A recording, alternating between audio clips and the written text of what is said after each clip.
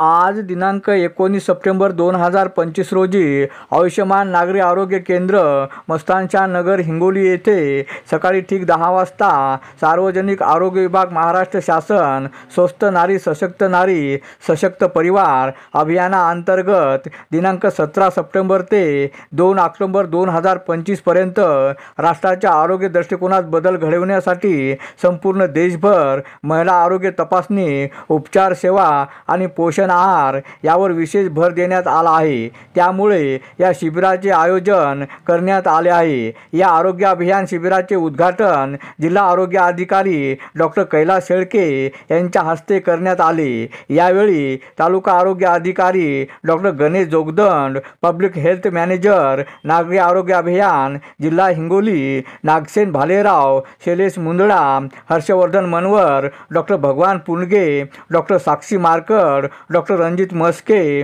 Doctor Afiq Shaikh, Pradeep आंधळे, मारुती सोलापुरे, रोडे, गणेश ठोके, रवींद्र भालेराव, पंजाब गायकवाड, शेख अनवर, विजय ठोके, सुनीता सुपलकर, शीतल सानप, प्रियंका राठोड, नेहा अमरावतीकर, सुनीता इंगोले, वंदना मोरे, परवीन राठोड यांची उपस्थिती होती। अरुण दिपके, TV 7 हिंगोली।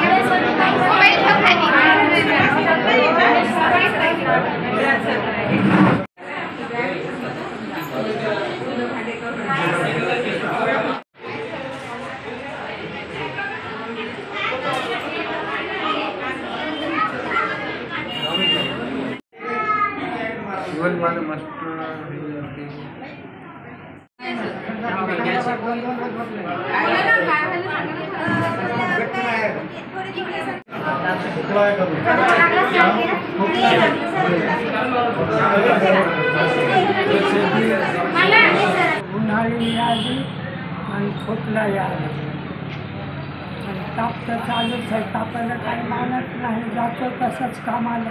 हां हां आणि आजीला काय झालं?